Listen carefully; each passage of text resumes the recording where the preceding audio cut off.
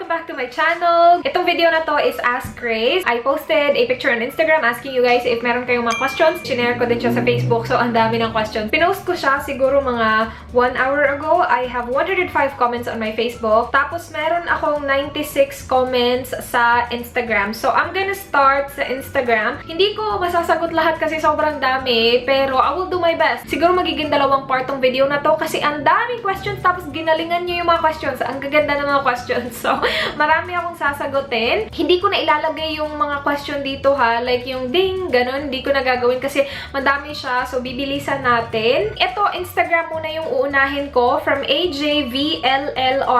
What's your favorite drugstore foundation? Yung favorite drugstore foundation ko is yung Maybelline Dream Satin Skin. Sobrang tagal ko na yung nagamit. I actually have a review on it. Sobrang tagal na nun. Pero yun sa lahat ng foundation na nagamit ko. Hindi ako nakagamit na madami, pero yun yung pinaka gusto ko sa lahat. From TonyLicious_12, ang dami nagtanong nito, kailan ang uwi na Dan sa Pinas?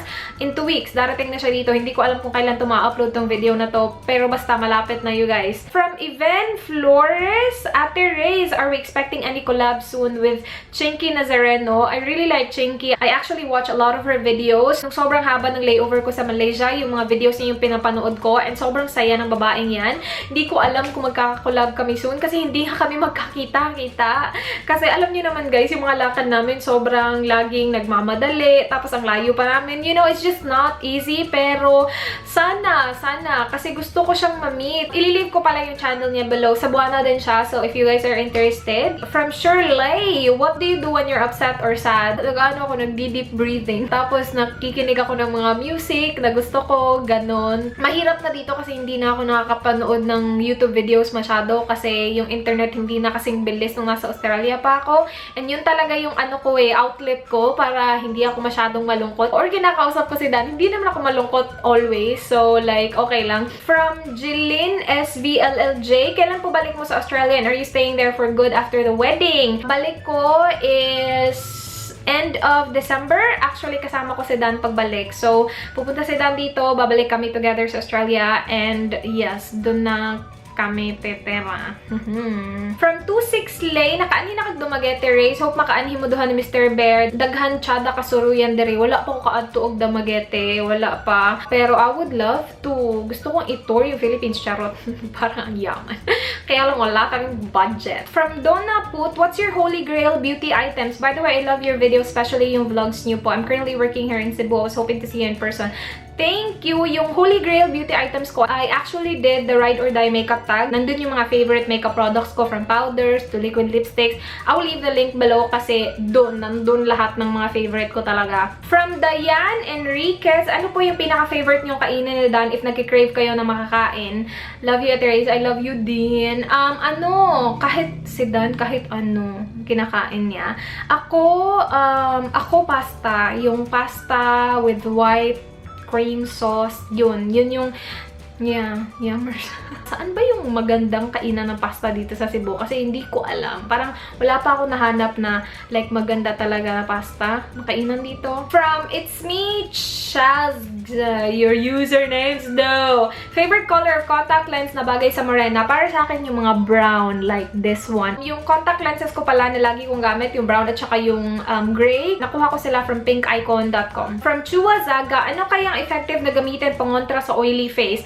Good powder. Ito yung akin yung Intuit Oil Control and Oil-Free Face Powder. Sobrang ganda niya. I'm not sure kung available pa rin siya, pero maganda to. And then, dapat meron din kayong blotting paper lagi. Kasi ito yung best friend ng mga merong oily skin. Meron talagang lumipad. Pero yeah, blotting paper, yung favorite ko is yung Gatsby kasi black siya. Effective talaga siya pangkuha ng mga, you know, oiliness ng ganap. I think I got this for 100 something. Basta mura lang to. Hindi to ganun kamahal. So, yun. From Sarah XOXO05, pagdating po na Mr. Bear this December, dyan po ba siya magsistay sa house nyo? Yes. So, dito siya. Tapos, pupunta din kami sa resort for 2 days. No, 2 nights. Wait. Ganun. Sandali lang kami, tapos dito na siya. From KX Core, how do you deal with rude comments? Yung mga rude comments, hindi ko sila pinapansin. Tapos binablock ko siya after, kapag napansin ko lang na ito yung same na tao na nag-leave ng rude comments sa akin noon. Tapos parang pangatlong strike mo na, ibablock na kita. Why God bless your heart. God bless your heart. heart. From Joy of Mia, if may chance ka na makatravel for free, all in, saan ang number 1 sa travel list mo? Gusto ko na, hindi lang ako, diba? Kung magta-travel kaming dalawa, kung for free, gusto ko pumunta sa US kasi sobrang mahal ng US. And gusto kasi na Dan pumunta sa US. So, gusto ko na doon kasi para libre, diba? Libre lahat. So, pupunta kami doon. Ma-enjoy niya yung US. From Mary PSN, do you think a 12 years gap relationship will work? Any relationship will work. It really depends upon you guys. Kahit na siguro 40 years, kung mahal niyo talaga yung isa't isa, why not? Siguro maraming sasabihin yung ibang tao, but the important thing is, kayong dalawa mahal niyo yung isa't isa, kiber ko ano sasabihin ng iba, diba?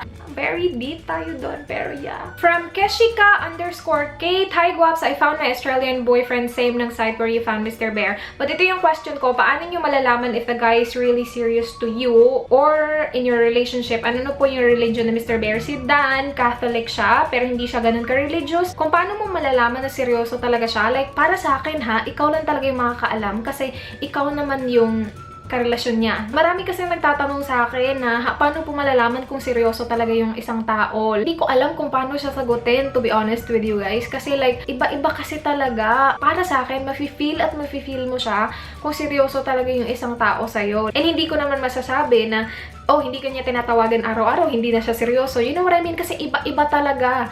So, ikaw lang talaga yung makakaalam kung seryoso talaga siya sa'yo. From Eka Patuti, sobrang thank you sa sweet message. Hindi ko na siya babasahin kasi ang haba. But sobrang thank you. I really appreciate it.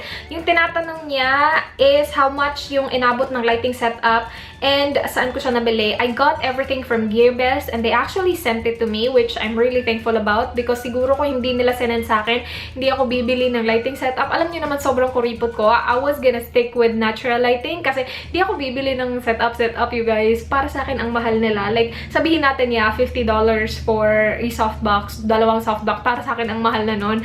And gusto ko siyang ipunin for like more important ish. You know what I mean? Pero yeah, I got everything from GearBest. Nahol ko siya actually and nilive ko lahat ng link dun sa haul video na yun. Hindi siya mura pero marami naman makikita mura sa eBay. From I Am Well Jean, hi Rhaze, do you have plans to have meet and greet with your Manila-based viewers? And ano yung name na moisturizer na silver na packaging? Klavu. K-L-A-V-U-U.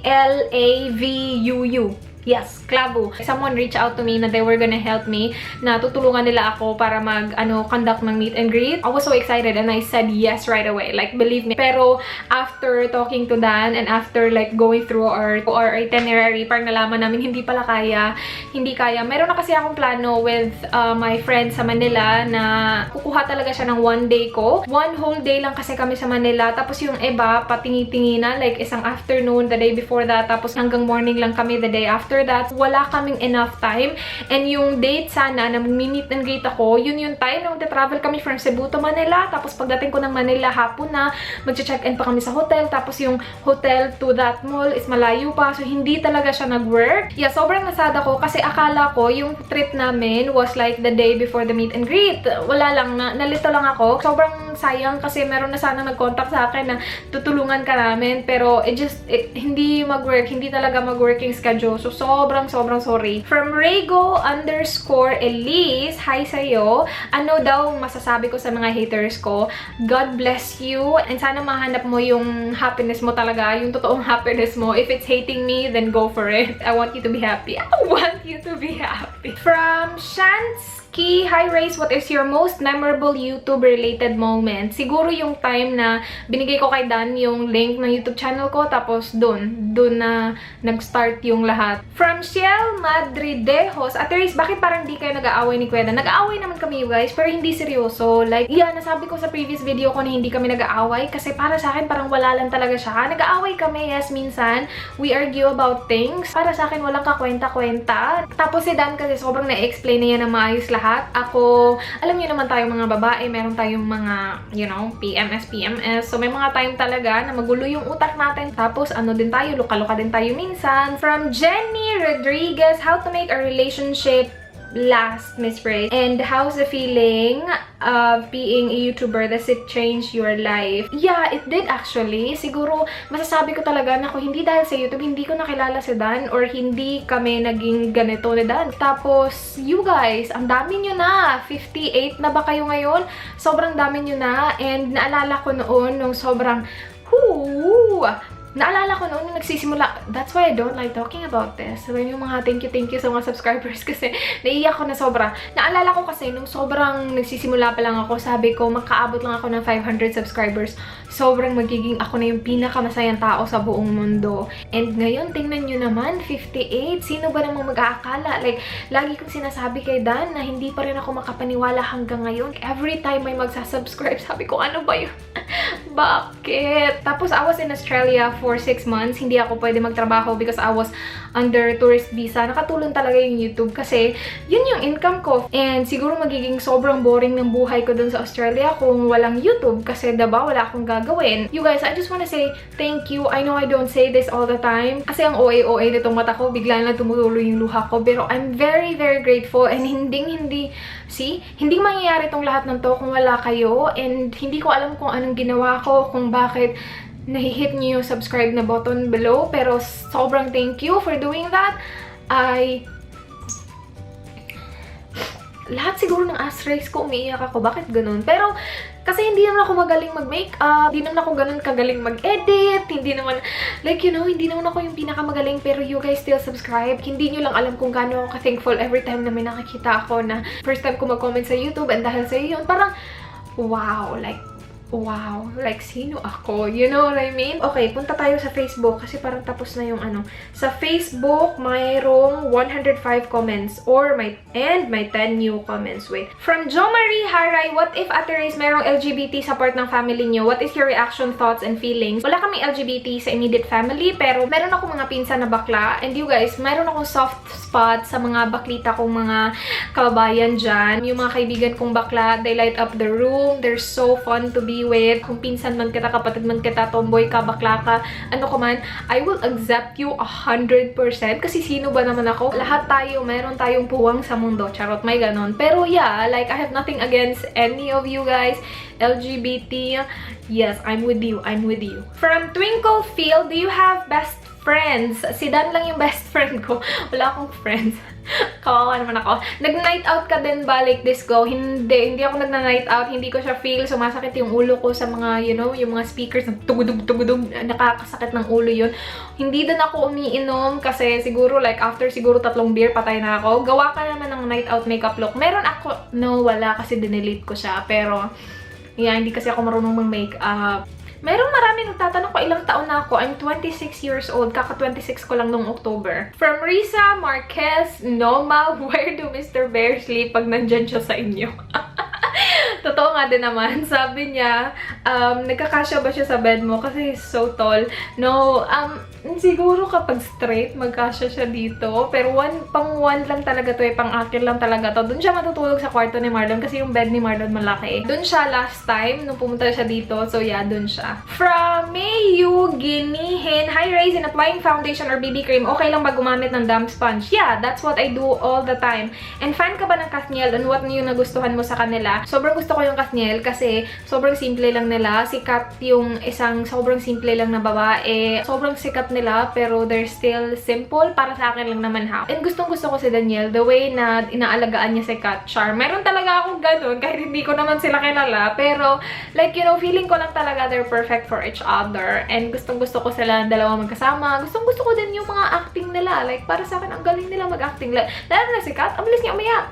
Gustong-gusto ko yun. From Luna Villanueva, Miss Rhaze, what is your turning point? You feel Mr. Bear is the one? Nung napag-uusapan na namin yung mga pamilya-pamilya, kahit na hindi pa naman like official talaga kami, nag-uusap pa lang kami online, diba, for 6 months before kami nagkita talaga. And my point na napag-uusapan namin yung about sa pamilya, kahit na, again, hindi pa naman official, doon na parang, parang pwede na.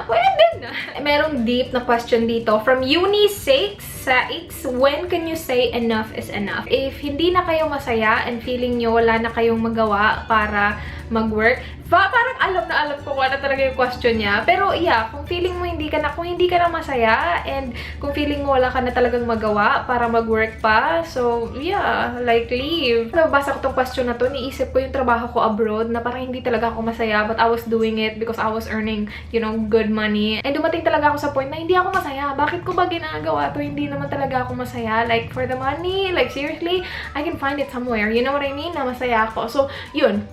Kung hindi ka na masaya, it's enough. Like, wag ka nang mag-suffer. Charot, my God. From Elaine Grace Sardoma, meron siyang 3 questions. Number 1, may balak ka bang makipag-collab sa ibang YouTubers? Wala naman like may balak. Wala naman akong plinano talaga na mag-collab tayo. If it happens, it happens. Hindi ko naman sinasabi na hindi ako makikipag-collab, pero as much as possible, hindi ko ginagawa yung collab like video lang. Gusto ko nakasama ko talaga yung tao kasi gusto ko na nandun talaga sa video yung tao, you know what I mean? Gusto ko yung ganun, hindi lang like mention lang na, oh, it's a collab. I'm not saying that there's something wrong about that. I did that before. Any plans pag dumating si Mr. Bear, saan kayo mamamasyal? Pagdating niya, pupunta siya dito. Tapos I think he will stay here for 2 days. Tapos pupunta kami sa resort. Nakabook na kami. And then 2 days din kami doon. Tapos balik na dito sa bahay. And then Manila. Tapos uwi. Yun. Number 3, ano po yung pinaka-mean na sinabi sa inyo ng mga bashers nyo? Hello sa inyo ni Rob Raven at saka si Harry Sardoma. Hello! Yung pinaka-mean, kung sa akin lang kasi wala talaga akong pakialam. Like, sabihin mo, ang pangit-pangit mo, ikaw yung pinaka-pangit sa mundo, ang laki-laki ng noo mo. Like, seriously, I've had this noo for 26 years. Do you think hindi ko alam na malaki siya? You know? Yung mga ganun, hindi siya nakaka-epekto sa akin. Mas na-apektuhan kasi ako kapag about sa pamilya ko. So, kapag about na sa pamilya ko, or about na kay Dan, or about sa family ni Dan, don't block na agad-agad. Wala nang second chance, third chance. They don't deserve it. This is not their channel. Kapag about sa kanila, doon ako na-apektuhan ng bongga. From Catherine C. Botor, Hi Miss Rhaze, dahil magbabagong taon, anong New Year's resolution mo sa 2017? Para maiba naman yung question, yun lang. Gusto ko na maging mas happy pa, gusto ko na gawin pa yung gusto ko. Kasi yung 2016, yun yung pinaka-the best year sa akin. Merong point sa 2016, I was so freaking down, and if you guys watch my love story, you would know what that is. Pero si God, ang bait niya, na ginawa niyang sobrang bongga yung 2016 ko. From Kaiser Soze, do you get stares from the locals whenever you're in public with Dan back in Australia? If so, how do you and Dan feel about it? No, not really. Lagi kasi namin sinasabi sa sarili namin, or like, you know, kami ni Dan, lagi naman sinasabi, who cares? Like, you know, it's our life. We love each other, so who cares? Siguro merong tumitingin pero hindi namin napapansin. From Eloisa Macaraig Corbita, ask ko lang kung sweet ba si Dan kasi parang sobrang mahiyain niya. Hindi mahiyain si Dan. Ayaw niya lang talaga na magpakita sa camera all the time, pero hindi siya mahiyain. Tapos sobrang sweet niya. Mas sweet pa nga siya kaysa ako sa kanya. Yes, inaalagaan ko siya, pero yung mga sweet gestures, mas sweet sa Dan talaga sa akin. From Shania Ivy Albonia, Hi Ate Rhaze, advice naman po sa mga nagsisimula pa lang gumawa ng YouTube na walang lakas ng loob. It's normal. Like, nung nagsisimula pa lang ako, wala talaga akong lakas ng loob. Hindi alam ng pamilya ko yung ginagawa ko. So, obviously, when I was vlogging, I was hiding in my room. And it is normal. Darating lang talaga sa point na magiging komportable ka. Huwag mo lang muna pilitin. Like, take your time. Kasi kung gusto mo talaga yung ginagawa mo, you will do it, and darating talaga sa point na magiging wala ka ng hiya. Para sa akin lang naman ha, it took time for me na maging komportable talaga in front of the camera and like vlogging around my family and vlogging in public. So, yeah. From Sandra Sandy Sandra, Rhaze, mag-work ka ba agad after wedding or stay lang muna until magka-baby na po kayo? Yung baby, matagal pa yun. Hindi siya like right after the wedding. So, like, ayoko namang hintayin na magka-baby pa ako tapos magtatrabaho ako. I will work as soon as I can. That's the last question, you guys. I'm pretty sure this video is gonna be long, but that's alright. Obviously, hindi ko na-answer lahat ng questions. Ang dami, you guys. I wasn't expecting na ganun naman kadami. First time ko mag-post ng picture sa Instagram and ask you guys on Instagram. And thank you so much for sending all the questions. I'm sorry if hindi ko na-answer lahat. Thank you so much, guys, for watching. Please like this video if you enjoyed. Please subscribe if you haven't already. I hope to see you guys on my next one. Do not forget, be good. Bye!